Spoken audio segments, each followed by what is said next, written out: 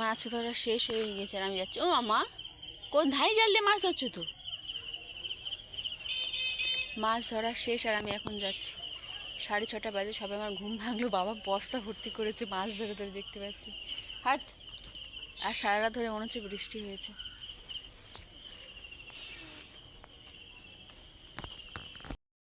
ওই যে বস্তা, ওই বস্তা দেখছিলাম বাবা মাছ ধরছে। হ্যাঁ,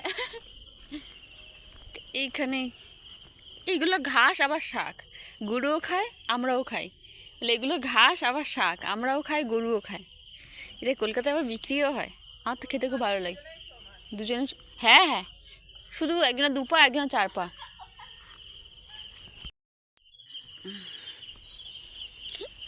কত মৌরলা মাছ, মৌটি মাছ।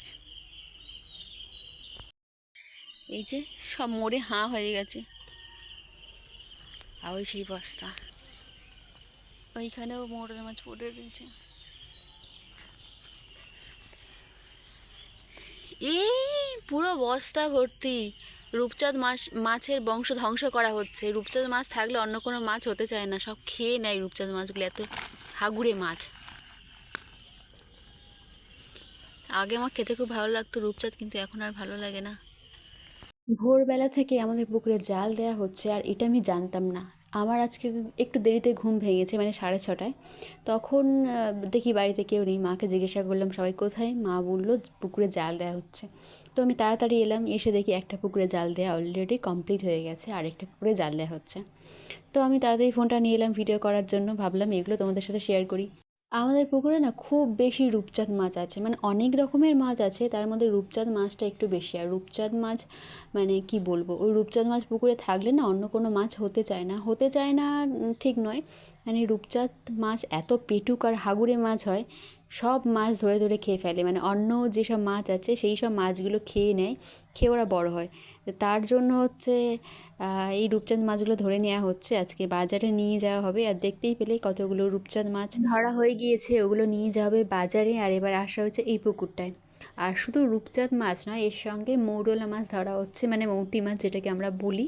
ওই মাছগুলোও আজকে বাজারে নিয়ে যাওয়া হবে।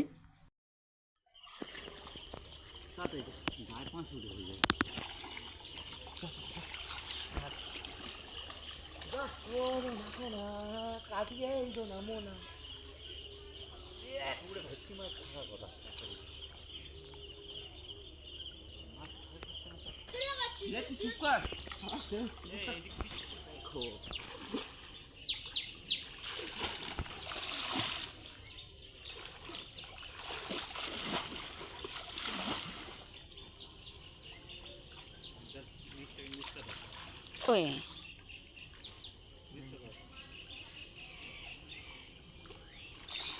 ভেটকি মাছ পড়লো না।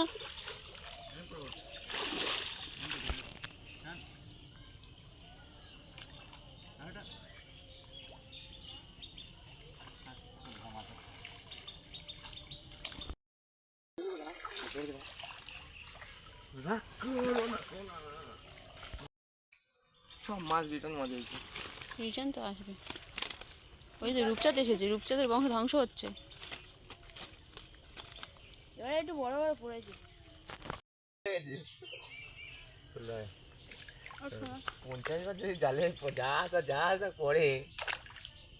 ওর সময় হয়ে গেছে। না হয়নি, যাওয়ার চেষ্টা করে ছেড়ে দিবি তো। সেটা তো দিচ্ছি, ডুবে দিবি তো।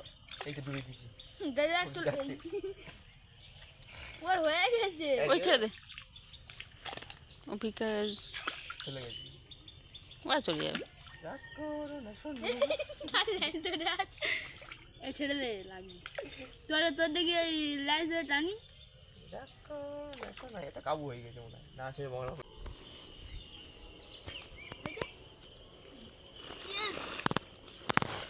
কতগুলো মাছ।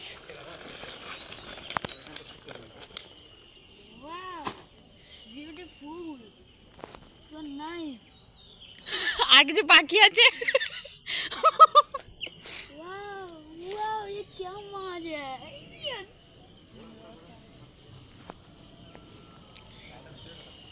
এই যে মাছগুলো দেখছো, এই মাছগুলো সাইজে কিন্তু ওই 700-800 গ্রামের মতো হবে।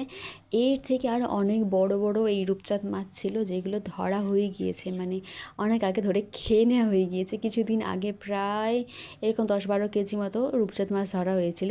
আর ফেলা হবে না রূপচাঁদ মাছ পুকুরে। লাস্টে আমার দায়িত্ব পড়েছে চুনো মাছ ঘোরানো। এই মৌরলা মাছ খেতে ভালো লাগে, কিন্তু কাটতে না খুব বিরক্তিকর। মাঝে মধ্যে খাই ঠিক আছে, কিন্তু প্রতিদিন যদি কেউ মৌরলা মাছ ধরে বিরক্তি লাগে। কালকে খাওয়া হচ্ছে, প্রায় দিন আমাদের মৌরলা মাছ খাওয়া হচ্ছে এখন করে। এই মৌরলা মাছটা এমন মাছ না যাকে পুকুরে ছাড়তে হয় না, এরা নিজেরাই জন্মায়, আবার একটা সময় নিজেরাই মারা যায়। এবার তোমাদের সাথে রূপচাঁদ মাছের একটা গল্প শেয়ার করি। তোমরা তো জানো আমি বাজার করতে ভালোবাসি আর বাজারে যাই নিয়মিত। তো একদিন আমি মাছ কিনতে গেছি, রূপচাঁদ মাছ। রূপচাঁদ মাছ তো আমার বেশ ভালোই লাগতো তখন, কিন্তু কাটার সময় বাজে একটা গন্ধ এসেছে। ওই গন্ধ যে মানে এমন খারাপ গন্ধ, তারপর থেকে না আমার রূপচাঁদ মাছ খাওয়া একদম উঠে গেছে। আর রূপচাঁদ মাছ সহ্য করতে পারে না, ওই যে একটা বাজে গন্ধ নাকে লেগেছে, তারপর থেকে কিন্তু আমি আর রূপচাঁদ মাছ খাই না বললে চলে।